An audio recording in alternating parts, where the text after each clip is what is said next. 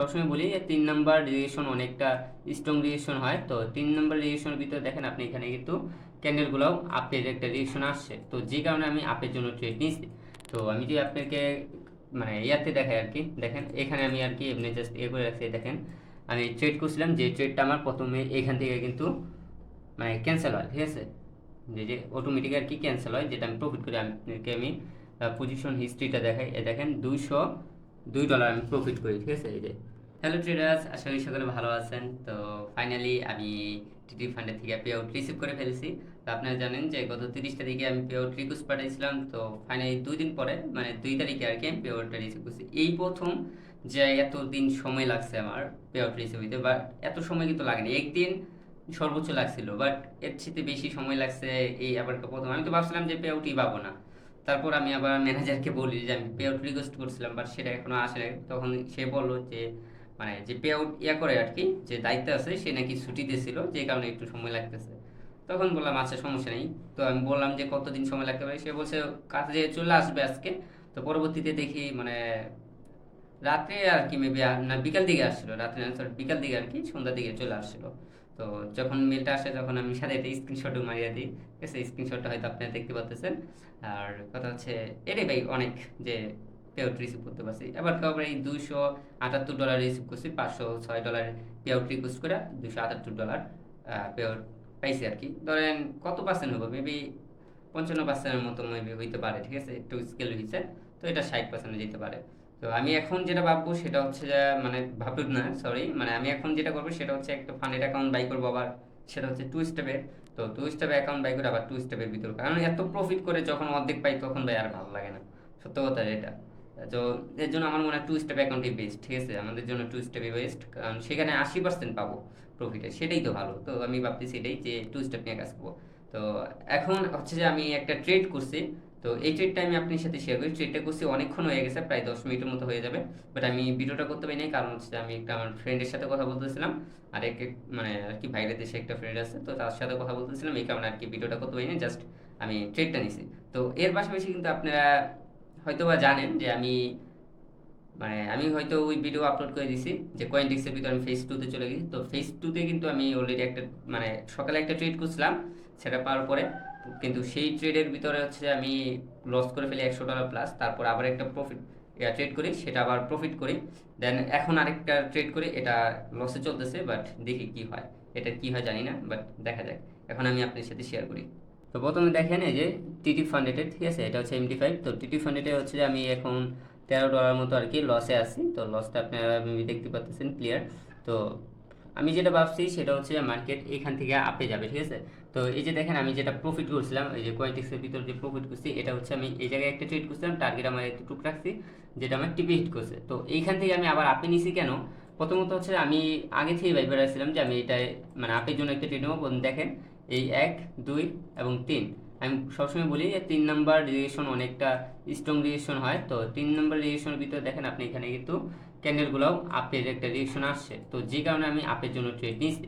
তো আমি যদি আপনাকে মানে ইয়াতে দেখাই আর কি, দেখেন এখানে আমি আর কি এমনি জাস্ট করে রাখছি। দেখেন আমি ট্রেড করছিলাম, যে ট্রেডটা আমার প্রথমে এখান থেকে কিন্তু মানে ক্যান্সেল হয়, ঠিক আছে, যে অটোমেটিক আর কি ক্যান্সেল হয়, যেটা আমি প্রফিট করি। আপনাকে আমি পজিশন হিস্ট্রিটা দেখাই। দেখেন $202 আমি প্রফিট করি, ঠিক আছে। এই যে থেকে এতটুকুর ভিতরে আমি $202 প্রফিট করি, তার আগে $160 আমি লস করি, ঠিক আছে। এই যে $160 লস করি, এবং সেকেন্ড ট্রেড আমি $202 প্রফিট করি, ঠিক আছে। তো টোটালি আমি আর কি প্রফিটেই আছি। এখন দেখি এখান থেকে আবার লস জিতেছে, দেখি কতটুকু হয় আর কি প্রফিট। তো আমার মনে হয় মার্কেট আপেই যাবে, মার্কেট এইভাবে আপে উঠবে। তো আমি 1:3 মতো আর কি টার্গেট রাখছি।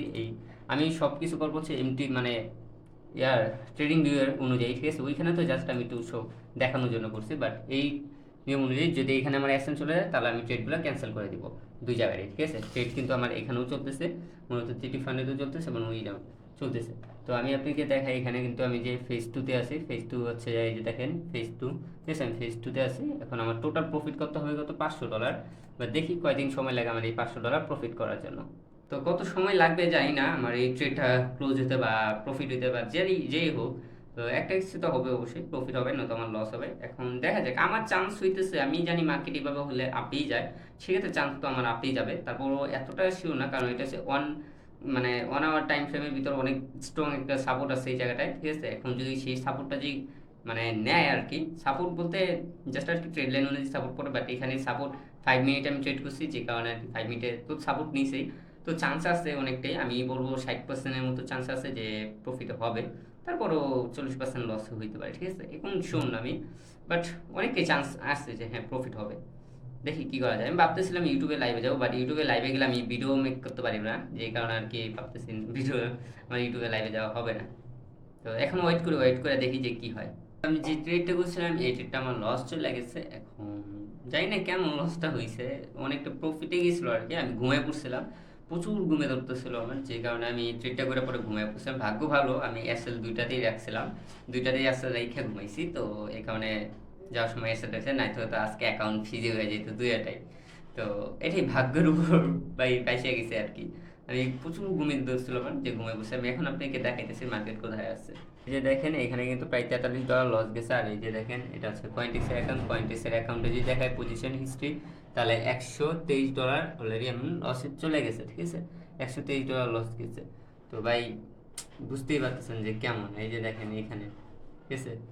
তো মার্কেট কতটা নিচে নামছে এই যার থেকে দেখেন, এতটুকু মনে হয় টার্গেটও ছিল না। আমি আপনাকে এখানে দেখাই, দেখেন কি পরিমাণ নিচে নামছে মার্কেট, এখানে গেছে ব্রেক হয়েছে, তারপর এখানে যে সাপোর্ট নিয়ে আবার মার্কেট ডাউনে এসছে। এখন মার্কেট কেন ডাউনে আসছে কিছুই বুঝতে পারতেছি না। শুধু এটাই না, বিটকয়েনও দেখলাম ডাউন আসছে, দেখেন বিটকয়েনও কিন্তু ডাউনে চলে আসছে। তো কেন এমনটা হইতেছে আমি কিছুই বুঝতে পারতেছি না। যদি মার্কেট কিন্তু এমন হয় না, বিটকয়েনের সাথে তো গোল্ডের কোনো কানেকশনই নেই, বাট গোল্ডেও হইলো বিটকয়েনও আমি অন্য মার্কেটে দেখি, দেখেন প্রত্যেকটা মার্কেট কিন্তু ডাউনে আসছে। এখন কেন আসলি এটাই তো বুঝতেছি না যে কেন আসলো, কারণ এরকম তো হয় না, কখনোই হয় না। তো মার্কেট হয়তো বা কোনো নিউজ ছিল কি না, নিউজ তো ছিল না, যার মতো আজকে কোনো নিউজই নেই, তাহলে কেন এমনটা হইলো এটাই তো বুঝতে পারতেছি না। দেখছেন মার্কেটের অবস্থা, প্রত্যেকটা মার্কেট ডাউনে চলে আসছে, প্রত্যেকটা মার্কেট। তো মার্কেটের যে অবস্থা সেই অনুযায়ী তো ভাই এখন প্রফিট করা সম্ভবই না, কারণ প্রত্যেকটা মার্কেটের অবস্থা খারাপ হয়ে গেছে, প্রত্যেকটা মার্কেট ডাউনে চলে আসছে। তো এটা কেন হয়েছে আমি জানি না, সাডেনলি এমন একটা জিনিস হইলো, আমি ফার্স্ট টাইম প্রায় 3 বছরের মধ্যে আমি প্রথম মনে করেন দেখলাম যে এমন হয়েছে মার্কেটে। তো আমার অ্যানালিসিস বলিস আমি এটা বলবো না, কিন্তু মার্কেটে হয়তো কোনো একটা কিছু ছিল যে কারণে মার্কেটে এতটা ডাউনে চলে আসছে। তো যাই হোক, এটা জিনিসটাকে অ্যাকসেপ্ট করে নিতে হবে, যদি লস তেমন একটা হয় না, এই লসটা আমি রিকভার করতে পারবো, এটা বিষয় না, বাট এমনটাই হয়েছে। তো যাই হোক, আজকে আর কোনো ট্রেডই করবো না, কারণ এখন যদি আমি ট্রেড করি তাহলে আমার পুরো ব্যালেন্সটা এমনি করে ফেলবো। আরেকটা কথা হচ্ছে টিটি ফান্ড থেকে যেহেতু আমি পে আউট পাইছি, এখন আপনারা কি বলেন, আমি কি 2 স্টেপ অ্যাকাউন্ট বাই করবো কিনা, অবশ্যই আপনারা কমেন্টে জানাবেন, ঠিক আছে। আর অনেকেই আমাকে কমেন্ট মানে মেসেজ করতেছেন যে ভাই আমাদেরকে শেখান ভাই। একটা জিনিস হচ্ছে আমি শিখে নেই, এই কারণ হচ্ছে আমি এখন যদি শেখানো শুরু করি তাহলে সবাই বলবে যে প্রফিটেবল হইতে না হইতে এখনই মানে ট্রেডিং শেখানো শুরু হয়ে গেছে ওর, মানে একটা মানুষের কথা আর কি কেমন যেন মনে হবে। তো এই কারণে আমি এই জিনিসটা করতেছি না, যদিও আমার ইচ্ছা ছিল যে আমি যাদেরকে শেখাবো তাদেরকে অবশ্যই আমি ফান্ডেড অ্যাকাউন্ট পাস করিয়ে দেখাবো যে কীভাবে ফান্ডেড অ্যাকাউন্ট পাস করতে হয়। যদিও ভাই সব কিছু তো আর মনে করেন ইউটিউবে দেওয়া সম্ভব না, কিছু কিছু জিনিস আছে যেগুলো পার্সোনালিভাবে রাখতে হয়, কীভাবে ফান্ডেড অ্যাকাউন্ট পাস করতে হয় ভাই, কিছু কিছু ট্রিক তো অবশ্যই আছে।